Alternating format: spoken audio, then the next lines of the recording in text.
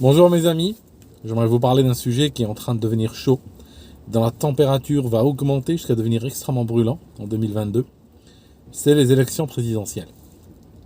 Les élections présidentielles en France. Alors, j'étais en train de réfléchir dans ma tête un petit peu à tous les scénarios possibles et imaginables. Je vais partager mon sentiment avec vous, même si nous sommes assez loin quand même de cet événement-là, enfin assez loin mais proche quand même. Tout d'abord, est-ce que Macron va se présenter ? C'est la grosse question, parce qu'il l'a fait allusion à plusieurs reprises, qu'il aurait peut-être à faire des choses, je pense qu'il les a en partie faites, qui ne lui permettraient pas de se présenter. Parce que Macron, quand il parle, il semblerait que ce soit quelqu'un qui reçoive les instructions de plus haut. On pense que en France, tout le système, que ce soit le système institutionnel, que ce soit un petit peu la perception que les Français ont de leur pays, tout le système est basé sur le fait que le chef de l'État, quand même, est l'autorité suprême. Macron n'est pas suprême du tout. Ça veut dire qu'il donne l'impression d'être lui-même guidé par des forces qui viennent de dehors. Alors, la moindre des choses aurait été qu'il verbalise cela, qu'il l'articule clairement et qu'il dise donc à son peuple, écoutez, oui, vous m'avez élu pour cette fonction suprême, mais j'ai le regret de vous informer que, que pour des raisons qu'il peut clarifier, est-ce que c'est des raisons de dette, est-ce que c'est des raisons de chantage, est-ce qu'il y a autre chose derrière, il peut dire, au moins, avoir l'honnêteté de dire, écoutez, je contrôle rien du tout. Mais il semblerait qu'il soit partie prenante, dans le sens où, non seulement il n'a pas, les idées ne viennent pas de sa tête, n'est-ce pas ? Mais il est très content d'appliquer des idées d'autrui. Voilà, il est très content d'être au service de forces qu'il ne veut pas, sur lesquelles il ne veut pas être très, très clair. Voilà. Alors, ça c'est le premier point. Le deuxième point, je disais que si Macron ne se représente pas, la France sera officiellement rentrée dans l'ère des présidents jetables. Rappelez-vous, avant, les présidents avaient cette tendance à faire 2 mandats, très lent d'ailleurs à une époque. Puis, on a eu Sarkozy. Sarkozy, il a perdu les élections. Après, il y a eu Hollande, qui a décidé de ne pas se représenter. Après, il y a eu Macron. D'ailleurs, vous remarquez au passage qu'un des signes d'une décadence sur le plan politique, sur le plan des institutions, c'est que chaque fois qu'on a un nouveau président, on a l'impression qu'il est pire de celui d'avant. Alors que quand nous avions celui d'avant, nous pensions qu'il était impossible de faire pire. C'est comme lorsque tu descends l'escalier. Tu descends des escaliers, et puis chaque fois que tu regardes, tu es plus bas, quoi. Donc nous sommes dans une trajectoire descendante. Donc je disais que si Macron décide de ne pas se représenter, on sera rentré dans l'ère des présidents jetables. Très possible. Maintenant, admettons qu'il décide quand même de se représenter. L'inquiétude que j'ai, et je la formule pratiquement à chaque vidéo, c'est qu'il change, c'est qu'il profite du climat ambiant, climat qu'il a participé à créer d'ailleurs, qu'il profite pour changer les modalités des élections. Modalités qui plus tard vont lui servir. Il ne les changera pas par hasard, mais les élections futures vont se faire sur des modalités différentes, que ce soit sur la participation, que ce soit sur la manière de voter, sur l'éligibilité, sur tout ça. Il peut en changer les modalités. De sorte qu'in fine, ça l'arrange lui. Ça, c'est quand même inquiétant. Donc je garde ça quelque part dans ma tête. Voilà l'histoire. Maintenant, comment elle va se goupiller, d'après ce que je vois. La règle que je me pose un peu pour les élections est la suivante. Imaginons que Macron participe. S'il participe, il sera vraisemblablement au premier tour. Il sera au premier tour et donc, par conséquent, au deuxième. Face à lui, il y aura qui ? Alors face à lui, c'est la grosse question. Mais je vais vous dire la règle que je me suis posée dans ma tête. Macron face à n'importe qui, c'est n'importe qui gagne. Exception. Macron face au Front National, au Rassemblement National, c'est Macron qui gagne. Alors c'est un petit peu la vision que j'ai à ce stade, que je vais bien sûr affiner. Mais j'ai quand même cette impression, au fond de moi, que le Rassemblement national, au deuxième tour, favoriserait Macron. Parce que, premièrement, bon, on aura les classiques que nous connaissons, que nous avons eu à maintes reprises depuis 20 ans. Ça veut dire que on va voir la presse, les médias, les partis dits d'opposition, les entreprises, les associations, le Grand Orient, ce que vous voulez, qui vont tous appeler à voter pour Macron, pour arrêter, n'est-ce pas, ce que vous savez. Donc, et ça, hein, même si vous et moi, on est un petit peu dur de tête, et ce ne sont pas des appels qui vont résonner chez nous, hein, ce genre d'appels, hein, moi ça ne m'empêche pas de dormir la nuit, et je pense que beaucoup d'entre vous non plus. Néanmoins, il ne faut pas sous-estimer le nombre de personnes dans l'électorat chez qui ça fait bouger quelque chose. Ça leur parle, et ils vont donc suivre ces appels-là. Donc ça, c'est le premier point. Deuxièmement, le Front National n'arrive pas à, quand il arrive au niveau des présidentielles, n'arrive pas à sortir des thématiques ou des problématiques de niveau présidentiel. Ça veut dire que le Front National, tel que je le vois, bon, je dis Rassemblement, c'est Rassemblement National, je sais, ça a changé de nom, mais le fait est que, je me souviens, je connaissais des vieux qui parlaient d'anciens francs jusque dans les années 90. Vous voyez ce que je veux dire? Donc je suis un petit peu comme ça, à l'ancienne école, bon, on se refait pas. Le Front National, je disais, et ça c'est un point sur lequel malheureusement il n'a jamais pu travailler, n'arrive pas à sortir des problématiques présidentiables. Ça veut dire que qu'en problématique, il pourrait sortir, hein, tel que si je regarde un petit peu les performances passées, ça pourrait être un voile dans une cantine, ça pourrait être 2 Sénégalais qui occupent une église, une barque pleine de migrants, n'est-ce pas? Des choses de cette nature-là. Un plat halal qui a brûlé quelqu'un, n'est-ce pas? Mais jamais des problématiques, on va dire, qui vont rassembler. Parce que le truc, c'est que pour être élu comme président d'une nation, comme la France, entre autres, il faut pouvoir attirer des gens au-delà de son camp. Il faut pouvoir dire, parler à des gens hein, qui sont en dehors de son cœur de cible, on va dire, et que ces gens se disent, bon, mon candidat de choix, de premier choix n'est pas là, mais ce candidat-là m'intéresse, ce candidat me parle, ce candidat ramène des problématiques qui ne s'opposent pas à mes principes, ou avec lesquels je pourrais composer, je pourrais faire. Le truc, c'est que les gens qui aujourd'hui s'intéressent aux thématiques qui sont avancées par le Front National ne représentent pas une masse électorale suffisante pour remporter une élection présidentielle. Aussi simple que cela. On peut, si vous voulez, vous pouvez toujours tenter, hein, vous pouvez voir ce qui se passe. Hein. On peut avoir, c'est une très forte potentialité d'ailleurs, quoique j'en doute de plus en plus, mais c'est une potentialité. On peut avoir Macron face au Front National, encore une fois, face à Marine Le Pen, et puis potentiellement voir Macron partir pour un deuxième tour, et j'espère que ceci clora le débat pour toujours. Je n'ai pas envie d'en arriver là, mais à un moment donné, je pense qu'il va falloir clore le débat sur certains points. Sinon, on est là, on est tous vieux, on est grabataires, on a les cheveux blancs, on est toujours en train de parler du candidat du système face au Front National et voir le candidat du système passer. Je veux dire, à un moment donné, il faut dire basta. À un moment donné, il faut mettre une barrière quelque part. À un moment donné, il faut dire, bon, autant ce qui est fait est basé sur de bons sentiments, okay, autant l'élection présidentielle n'est pas là pour sanctionner les bons sentiments, ou récompenser celui qui a le plus de bons sentiments. Ce n'est pas comme ça que ça marche. Ce n'est pas un festival où celui qui aime le plus la France, ou celui qui aime le plus ses valeurs, ou celui qui est le plus attaché au terroir et aux AOC et qui est contre l'immigration et la fermeture des frontières est récompensé et on lui donne les commandes suprêmes, quoique elles sont plus suprêmes du tout, comme je l'expliquais en début de cette vidéo. Donc voilà un petit peu ma vision à ce stade.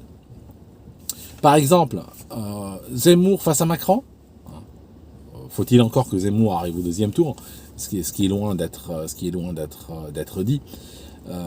Zemmour face à Macron, je pense que Macron n'aura aucune chance, honnêtement. Je pense que en termes de débat, en termes de présence, en termes de la note technique et artistique, hein, comme on dit au patinage, c'est clair que Macron, avec son air de joueur de poker, hein, parce que Macron c'est un joueur de poker. Macron, dans un débat, il est redoutable parce qu'il est capable de jouer au poker, il est capable de mentir droit dans les yeux. Te donner une info qui, de toute façon, il sait que tu ne peux pas vérifier. C'était à table, tu es là, tu vas pas te lever, partir, vérifier, revenir 3/4 d'heure plus tard. Donc il te la balance, il te regarde droit dans les yeux très calmement, et puis il te laisse tourner comme ça, tu vois. Il est très fort à faire ce genre de choses. Ça marche pas avec des gens comme Zemmour, qui est un débatteur né, en fait, qui a une force de frappe extrêmement puissante quand il s'agit de débat.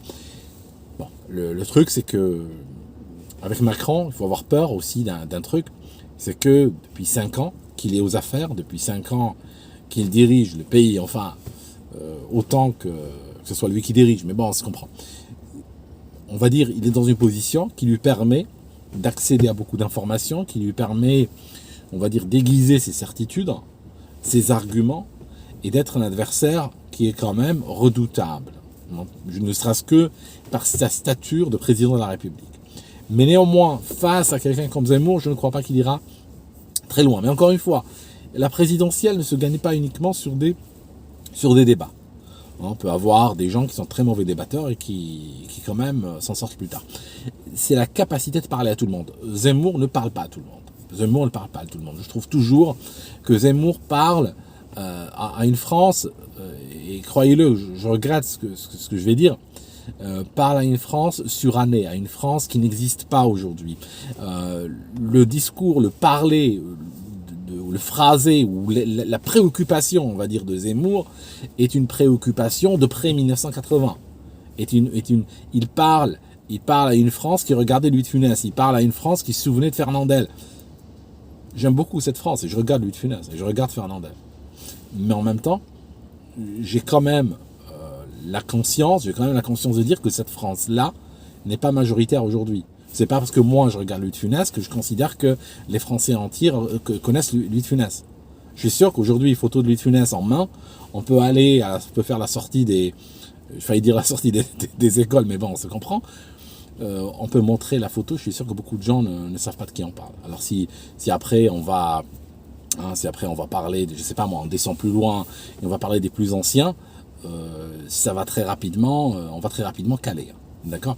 Donc, et ça, dans ce sens, sur ce plan-là, Zemmour rattrape exactement le Front National. Si vous regardez, je m'étais amusé à le faire la dernière fois, la dernière élection, j'avais regardé un petit peu les comités qu'avait organisé le Front National pour justement partir en guerre dans ces élections-là, et ces comités représentaient une France justement très hétérogène, une France très terroir, très respectable par ailleurs, mais qui était... Regardez, je suis en train de critiquer, mais je formule des critiques constructives. Je ne suis pas en train d'attaquer.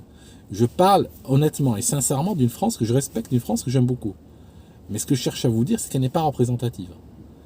Je lisais les noms des gens qui étaient donc dans ce comité-là, qui entourait entre autres Marine Le Pen. J'avais l'impression de lire un générique d'un film de Bourvil. Vraiment. Ok, ça avait un sens. C'est une France à protéger. C'est quelque chose qui a le droit à la parole. C'est quelque chose qui est respectable. Mais ce n'est pas quelque chose qui aujourd'hui, en 2021, elle l'était déjà pas en 2017, elle l'est encore moins aujourd'hui en 2021. Ce n'est pas une idée, ce n'est pas une image, ce n'est pas un concept qui est capable de rassembler. C'est tout. Parce qu'aujourd'hui, dans la France, il y a des Karim, il y a des Malik, il y a des familles.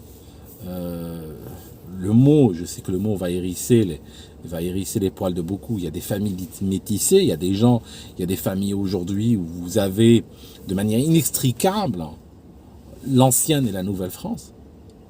Et vous ne pouvez pas aujourd'hui parler à une partie de la France sans parler à l'autre. Vous pouvez le faire, Vous avez le droit de le faire dans ce sens-là. Mais ne pensez pas que ça va vous rapporter des points au-delà des gens qui sont proches de vous, au-delà des durs, on va dire, du parti, au-delà de cette frange, on va dire, la plus...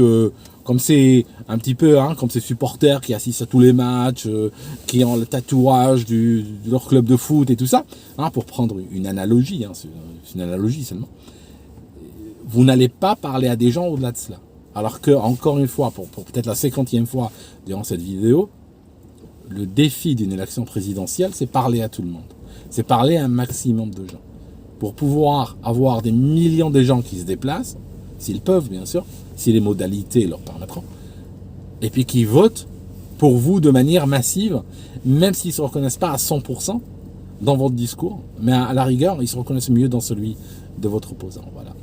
Donc, c'est une vidéo, alors j'espère que c'est quelque chose qui sera comment dirais-je, je suis pas dans une logique de polémique, je suis dans une logique de réalité, mais malheureusement, beaucoup de gens ont tendance, quand on aborde ce sujet-là, ont tendance à tirer un peu sur le messager. Alors moi, j'ai pas envie de me taire, laisser les choses aller, puis après vous dire, bon voilà quoi, vous les explique comment vous êtes cassé la gueule, c'était évident avant. Je suis en train de vous le dire avant, je suis en train de vous le dire maintenant, pendant que ça se fait, avant que ça se fasse, voilà.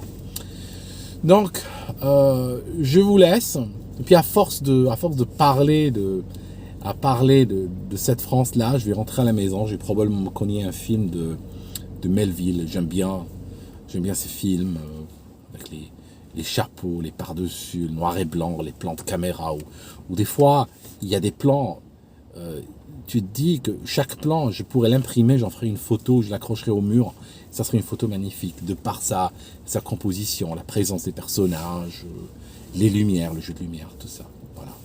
Je vais aller regarder un tel film, je choisirai, j'en ai plein de Melville, peut-être. J'ai regardé L'Armée des Ombres il y a quelque temps, un petit peu violent peut-être.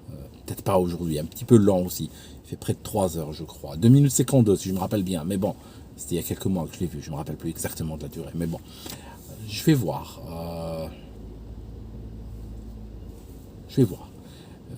Il y en avait un avec Alain Delon et un acteur italien, Juan Maria Volonté. Italien, lui, je sais plus, peut-être espagnol, j'en sais rien. Le Cercle Rouge, voilà, Le Cercle Rouge. J'aime bien ce film. Il y a quasiment pas de dialogue. Par moment, il y a des fois 10 minutes, 15 minutes sans dialogue. J'aime beaucoup ce genre de film. J'aime beaucoup les silences, même si je parle beaucoup. J'aime beaucoup les silences. Je vais regarder un tel film. Néanmoins, je ne pense pas que la majorité des gens d'aujourd'hui, des électeurs d'aujourd'hui, connaissent un tel film ou pourraient peut-être même l'apprécier. Et je les respecte, même s'ils n'apprécient pas ce film ou qu'ils ne le connaissent pas. Vous comprenez? C'est ça en fait. Toute l'idée que je cherche à faire passer depuis tout à l'heure. Je sais pas si ça marche ou pas. En tout cas, à très bientôt mes amis. Et puis, je reviens. Et quand je reviens, vous voyez, je suis un petit peu inconstant, je trouve. Je suis un petit peu inconstant. Des fois, j'ai envie de parler. Des fois, j'ai envie de faire beaucoup de vidéos. Je pourrais en faire 10 par jour. Alors, j'en fais une par jour. Je me limite. Et des fois, je me mure dans le silence. Je sens une herse qui tombe à l'intérieur de ma tête et je me mure dans le silence. J'écoute, je regarde, j'observe. J'analyse. Il y a beaucoup de choses qui se passent là-dedans, mais je deviens silencieux. Je suis dans une forme de mutisme qui tranche un petit peu avec mon activité en ligne. Des fois, vous me voyez avec des gens dans la société de tous les jours. Des fois, je regarde et je dis rien. C'est vrai. Des fois, je préfère le silence. Le silence est d'or, des fois. À bientôt. Cette fois-ci pour de vrai.